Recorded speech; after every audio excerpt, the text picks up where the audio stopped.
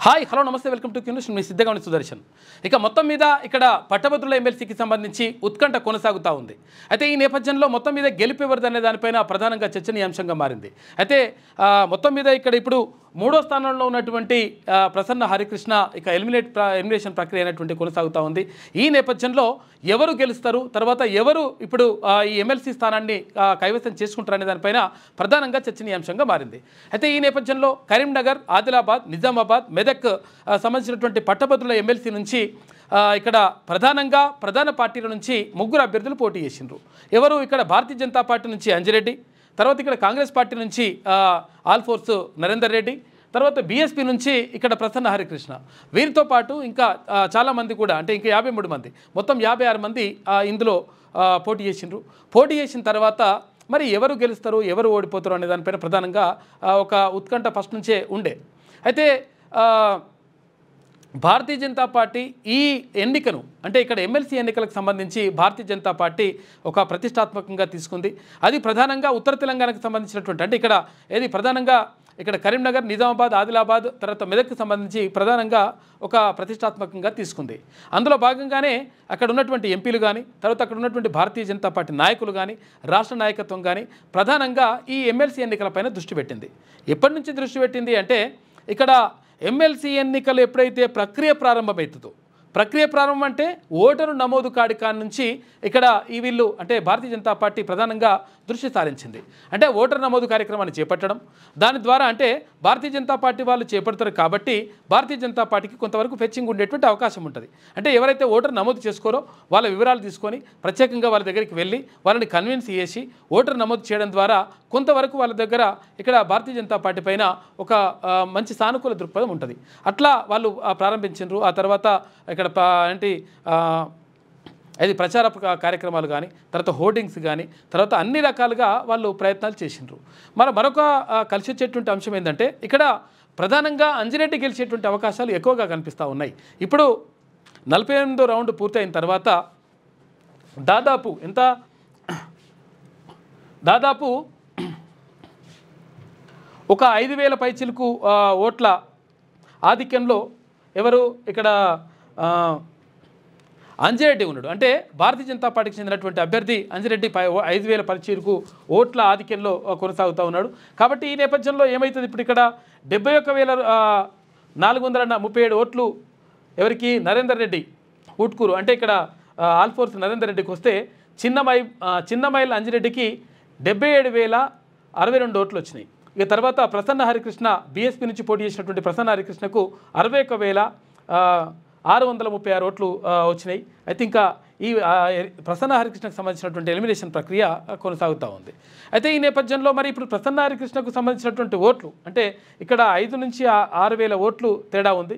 అయితే మరి 5,500 ఓట్లు 5,500 6,000 ఓట్ల మరి ఎట్లా ఎవరికి వస్తాయి ఏం కథ అనే దానిపైన ఈ 61,000 ఓట్లలో ఇప్పుడు ప్రధానంగా ప్రసన్న హరికృష్ణకు వచ్చినటువంటి ఓట్లపైనే ఇప్పుడు ఇక్కడ గెలుపోటములు ఆధారపడినటువంటి పరిస్థితి కనిపిస్తూ ఉంది. ఎందుకంటే ఈ 61,000 ఓట్లలో సెకండ్ ప్రియారిటీ ఓట్లు భారతీయ జనతా పార్టీకి ఎక్కువిస్తారా, అంజిరెడ్డికి ఇస్తారా, లేదంటే కాంగ్రెస్ పార్టీకి సంబంధించినటువంటి అభ్యర్థి అక్కడ ఆల్ఫోర్స్ నరేందర్ రెడ్డికి ఇస్తారా అనే దానిపైనే ఇప్పుడు ప్రధానంగా చర్చ జరుగుతూ ఉంది. అయితే లేదు 5,000 ఓట్లు 5,000 పైచిలకు ఓట్లు ఇప్పటికే ఇక్కడ ఎవరికి అంజిరెడ్డికి ఉన్నాయి కాబట్టి భారతీయ జనతా పార్టీ ఎక్కువ లీడింగ్లో ఉండే అవకాశం ఉంది అని చెప్పేసి కొంతమంది అంటూ ఉన్నారు. అయితే అంజిరెడ్డి కోసం ఇక్కడ ఏదైతే రాష్ట్ర నాయకత్వం ఎట్లయితే కృషి చేసిందో, ఎట్లయితే పూర్తి స్థాయిలో టైంని కేటాయించిందో, అదేవిధంగా అక్కడ ఆల్ఫోర్స్ నరేందర్ రెడ్డికి సంబంధించి కాంగ్రెస్ పార్టీ కూడా అలాంటి చర్యలే చేపట్టింది. ఎందుకంటే ఒక చిన్న ఎగ్జాంపుల్ అంటే ఎప్పుడు కూడా ఎమ్మెల్సీ ఎన్నికలకు సంబంధించి పెద్ద సభలు, భారీ బహిరంగ సభలు, కథా కార్యక్రమాలు ఇవన్నీ పెట్టడం కనిపించదు.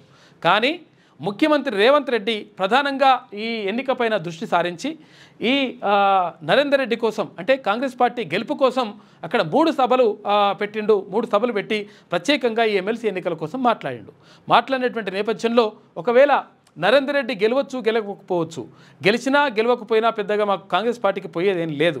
కాకపోతే ఏంటంటే తర్వాత దీనివల్ల మొత్తం ప్రభుత్వానికి పెద్దగా అయ్యేది కూడా ఏం లేదు అని చెప్పేసి ఒక మాట అన్నాడు. అంటే చాలా విషయాలు మాట్లాడుతూ తర్వాత మేము అభివృద్ధి కార్యక్రమాలు చేపడతా ఉన్నాం కాబట్టి మా వైపే ఉంటారు పబ్లిక్ అనేటువంటి మాటను మా ముఖ్యమంత్రి రేవంత్ రెడ్డి అన్నాడు. అయితే ఈ నేపథ్యంలో అయితే ఇక్కడ మరి గెలవచ్చు గెలవకపోవచ్చు అని ఎందుకు అన్నాడు అని చెప్పేసి అంటే పబ్లిక్ అంతా ఏమన్నారంటే అరే గెలుస్తాడనేటువంటి నమ్మకము ఇక్కడ ఆల్ఫోర్స్ నరేందర్ రెడ్డి పైన లేదు కాబట్టి అందుకనే ముఖ్యమంత్రి రేవంత్ రెడ్డి అటువంటి మాటలు మాట్లాడినటువంటి చర్చ కూడా జరిగింది. అయితే ఇక్కడ ప్రసన్న హరికృష్ణ బీసీ సామాజిక వర్గం గౌడ సామాజిక వర్గానికి చెందినటువంటి బిడ్డ. ఈ నేపథ్యంలో బీఎస్పీ నుంచి బహుజన సమాజ్ పార్టీ నుంచి ఆయన కంటెస్ట్ చేసిండు. అయితే అంతకుముందు కాంగ్రెస్ టికెట్ ఆశించిండనేటువంటి అది కూడా ప్రయత్నాలు కూడా చేసిండని చెప్పేసి అంటా ఉన్నారు. అయితే ఈ నేపథ్యంలో ప్రసన్న హరికృష్ణకు ఒక మంచి పేరున్నది. నిజంగా చెప్పాలంటే డబ్బుల విషయంలో మాత్రం ప్రసన్న హరికృష్ణ కొంతవరకు వెనుకబడిపోయిండు. అందుకని 61,000 ఓట్ల కాడ ఆగిపోవాల్సినటువంటి పరిస్థితి ఏర్పడ్డది. డబ్బుల విషయంలో ఇక్కడ అంజిరెడ్డి కానీ లేకపోతే ఇక్కడ ఆల్ఫోర్స్ నరేందర్ రెడ్డి కానీ వీళ్ళు విపరీతమైనటువంటి డబ్బులు వాళ్ళ దగ్గర ఉన్నాయనేటువంటిది కూడా చర్చ జరుగుతూ ఉంది. ఎందుకంటే ఇక్కడ ఈయనకు విద్యా సంస్థలు ఉన్నాయి, తర్వాత ఆయనకు ఆల్ఫోర్స్ విద్యా సంస్థలు 53 విద్యా సంస్థలు ఆయనకు ఉన్నాయి. ఈ నేపథ్యంలో డబ్బుల పంపిణీ అనేటువంటిది ఇక్కడ అంజిరెడ్డి కానీ తర్వాత ఇక్కడ మన నరేందర్ రెడ్డి కానీ ఇద్దరు కూడా డబ్బుల పంపిణీలో వాళ్ళు ముందంజలో ఉన్నారు. కాబట్టి కొంతవరకు ఆ డబ్బులు కూడా ప్రభావితం చేసినాయి అనేటువంటి ఆరోపణ కూడా ఉన్నది పట్టభద్రుల ఎమ్మెల్సీకి సంబంధించి. అయితే ఇక్కడ అంజిరెడ్డి ప్రధానంగా అంటే మొదటి ప్రాధాన్యత ఓట్లో అంటే కొంచెం అత్యధికంగా ఓట్లు సాధించడానికి కారణము ఏమై ఉంటుంది అని చెప్పేసి ఒకసారి మనం పరిశీలిస్తే ఇక్కడ కరీంనగర్, ఆదిలాబాద్, నిజామాబాద్, తర్వాత మెదక్ ఈ 4 జిల్లాల్లో కూడా భారతీయ జనతా పార్టీకి అత్యంత పట్టునటువంటి జిల్లాలు ఇవి. ఎందుకనంటే ఇక్కడ కరీంనగర్లో బండి సంజయ్ కేంద్ర మంత్రి బండి సంజయ్ ఎంపీగా ఉన్నాడు. తర్వాత అక్కడ నిజామాబాద్లో ధర్మపురి అరవింద్ అక్కడ ఎంపీగా ఉన్నాడు. తర్వాత ఇక్కడ ఆదిలాబాద్ జిల్లాకు సంబంధించి వచ్చినప్పుడు అక్కడ నగేష్ ఆయన ఎంపీగా ఉన్నాడు. తర్వాత ఇక్కడ ఉమ్మడి మెదక్ జిల్లాకు సంబంధించి వచ్చినప్పుడు ఇక్కడ రఘునందన్ రావు ఎంపీగా ఉన్నాడు. అయితే ఈ నేపథ్యంలో భారతీయ జనతా పార్టీకి కొంత ఎక్కువ పట్టే ఉన్నది. తర్వాత వీటితో పాటు ఇంకా 7 ఎమ్మెల్యేలు కూడా ఇవే ఈ నియోజకవర్గంలో ఉన్నారు. అంటే ఈ 4 జిల్లాల్లోనే ఆ 7 ఎమ్మెల్యేలు కూడా భారతీయ జనతా పార్టీకి సంబంధించినటువంటి ఎమ్మెల్యేలు ఇక్కడ ఉండడం ఇదంతా కూడా అంటే భారతీయ జనతా పార్టీకి కలిసి వచ్చేటువంటి అంశంగా చెప్పుకోవచ్చు. దీనివల్లనే అంటే అంజిరెడ్డికి కొంతవరకు ఫెచ్చింగ్ అయిపోయింది. దాంతోపాటు అంజిరెడ్డి ఆర్థికంగా కూడా బలమైనటువంటి వ్యక్తి కాబట్టి ఆ పంపిణీ వ్యవహారంలో కూడా కొంతవరకు ముందంజలోనే ఉన్నాడు. ఆ పంపిణీ వ్యవహారం ఒకటి, తర్వాత ఇక్కడ భారతీయ జనతా పార్టీకి మంచి పట్టుండడం ఒకటి, దీంతోపాటు తర్వాత ఈయనపైన అంజిరెడ్డి పైన పెద్దగా ఆరోపణలు లేవు. అయితే ఈ నేపథ్యంలో మొత్తం మీద భారతీయ జనతా పార్టీ తర్వాత ఇక్కడ ఆర్ఎస్ఎస్ తర్వాత విశ్వ హిందూ పరిషత్తు అటు తర్వాత బజరంగ్ దళ్ ఇవి అన్నీ కూడా సంస్థలన్నీ కూడా బలంగా దీనికోసం అంటే ఇక్కడ గెలుపు కోసం పనిచేయడం, తర్వాత ఈ ఎన్నికలు ప్రతిష్టాత్మకంగా తీసుకోవడం, తర్వాత ఇక్కడ కొన్ని ఫేక్ వీడియోలు కూడా ఇక్కడ ప్రసన్న హరికృష్ణ మీద చేసి అంటే కొంతమంది వదిలినట్టుగా చూసుకోవచ్చు మనం. ప్రసన్న హరికృష్ణ కాంగ్రెస్ పార్టీ నుంచి టికెట్ ఆశించిండు, అక్కడ పోయింది ఇక్కడ పోయింది అని చెప్పేసి రకరకాలుగా బ్రేకింగ్ న్యూస్ పేరుతోటి ఒక వీడియోను కూడా విడుదల చేసిండ్రు. అది కూడా కొంతవరకు అంటే అసలు యాక్చువల్గా కన్ఫ్యూజన్లో ఉన్నటువంటి జనాలకు ఎన్నికల రోజు ఎన్నికల సమయాన అక్కడ వీడియోలు విడుదల చేయడం అనేది అంటే దుష్ప్రచారం చేసింది వాస్తవం. కాకపోతే అంటే ఈయన పైన దుష్ప్రచారం చేయడం ద్వారా వాళ్ళు కొంతవరకు లబ్ధి పొందాలనేటువంటి ఉద్దేశంతో ఇదంతా కూడా చేసిండ్రు. అయితే ఇక్కడ ప్రధానంగా కాంగ్రెస్ పార్టీ ఆల్ఫోర్స్ నరేందర్ రెడ్డికి టికెట్ ఇవ్వడం, ఆ తర్వాత ముఖ్యమంత్రి రేవంత్ రెడ్డి వచ్చి ప్రచారం చేసినప్పటికీ పెద్దగా ప్రజల నుంచి పూర్తి స్థాయిలో అంటే బలమైనటువంటి నమ్మకం కలిగించలేకపోయినటువంటి అభిప్రాయం కూడా ప్రజల్లో ఉన్నది. అయితే ఎందుకు అట్లా జరిగింది అంటే తర్వాత ఇంకొకటి ఏంటంటే ఈ ఆల్ఫోర్స్ నరేందర్ రెడ్డి ఎవరైతే ఉన్నారో ఆల్ఫోర్స్ నరేందర్ రెడ్డి ఎప్పుడు కూడా కాంగ్రెస్ కార్యకర్తల్ని కానీ కాంగ్రెస్ నాయకుల్ని కానీ ఈ 4 జిల్లాల్లో ఎక్కువగా పట్టించుకోలేదు, తర్వాత వాళ్ళని నమ్ముకోలేదు. ఇక్కడ ఈయనకున్నటువంటి 53 ఏదైతే విద్యా సంస్థలు ఉన్నాయో ఆ 53 విద్యా సంస్థల్లో ఉన్నటువంటి teaching staff non teaching staff మొత్తం కూడా వాళ్ళ ద్వారానే ఈ డబ్బుల పంపిణీ కానీ లేకపోతే ప్రచార కార్యక్రమం కానీ ఇవన్నీ కూడా చేపట్టిండు. కాబట్టి కొంతవరకు కాంగ్రెస్ కార్యకర్తలు కూడా కాంగ్రెస్ నాయకులు కూడా ఆయనకు కొంచెం దూరంగా ఉన్నారు, కాంగ్రెస్కు సంబంధం లేనట్టుగానే ఈయన వ్యవహరించిండు. కాకపోతే ముఖ్యమంత్రి మాత్రం ఈయన కాంగ్రెస్ పార్టీ నుంచి ఈయనకు ప్రచారం చేసిండు అనేటువంటి నేపథ్యం కనిపిస్తూ ఉంది. ఈ నేపథ్యంలో ఈయన పైన ఉన్నటువంటి కొంత వ్యతిరేకత అది కొంతవరకు ఆయనకు అంటే ఆటంకంగా మారినట్టుగా కనిపిస్తూ ఉంది.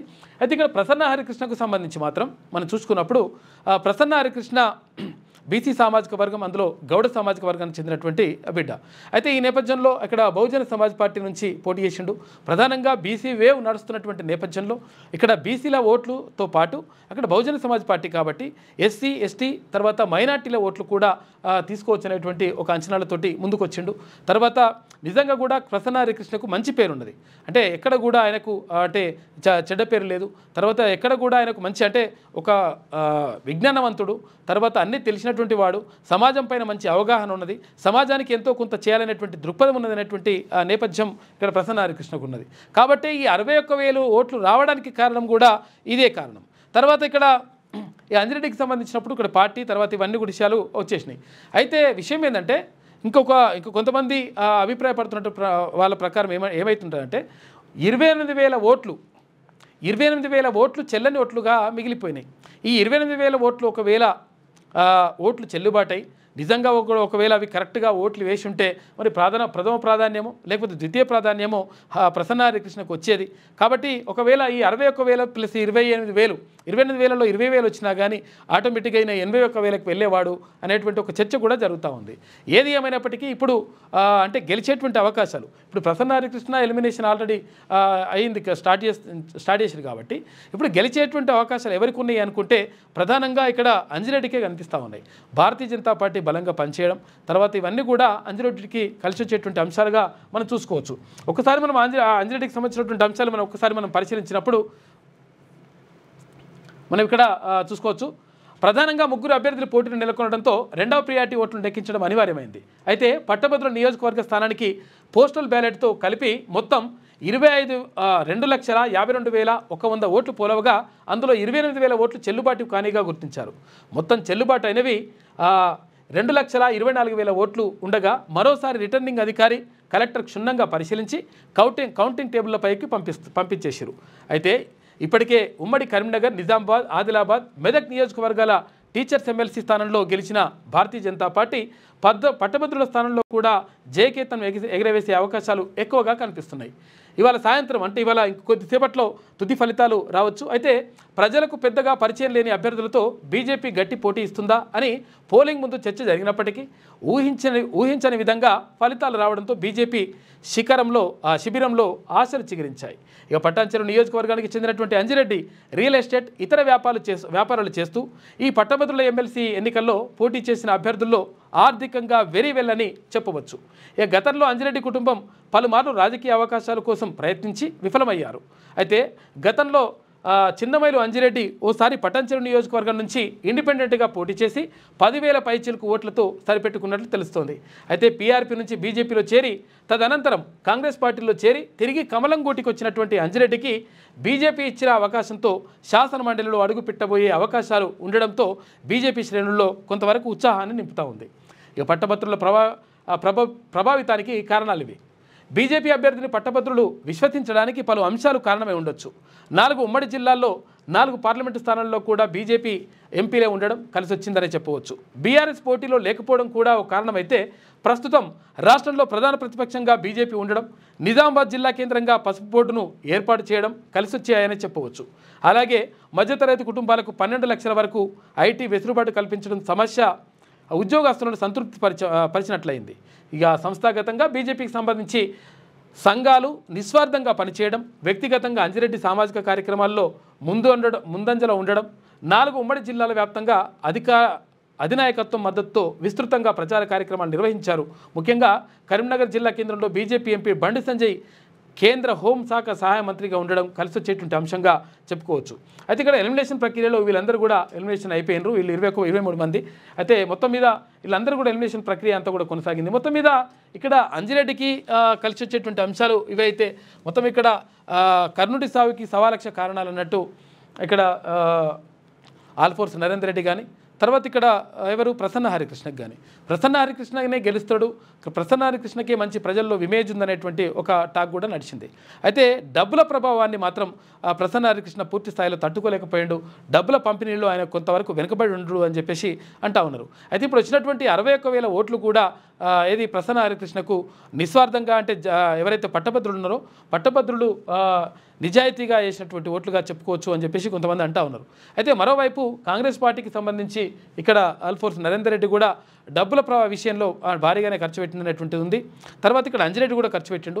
ఏది ఏమైనప్పటికీ అంజిరెడ్డికి తర్వాత ఇప్పుడు ఏది మన నరేందర్ రెడ్డికి మధ్య గట్టి పోటీ ఉన్నప్పటికీ 5,000 ఓట్ల ఆధిక్యంలో కొనసాగుతున్నటువంటి గతం నుంచి మొదటి నుంచి 5,000, 10,000 ఇట్లా ఆధిక్యంలో కొనసాగుతున్నటువంటి అంజిరెడ్డి 100% విజయ అవకాశాలు ఎక్కువగా ఉన్నట్లుగా స్పష్టమవుతూ ఉంది. కాబట్టి అంజిరెడ్డి విజయం తథ్యం అనేటువంటి వార్తలు మాత్రం ఇప్పుడు మొత్తం మీద వినిపిస్తున్నటువంటి పరిస్థితి మనం చూసుకోవచ్చు.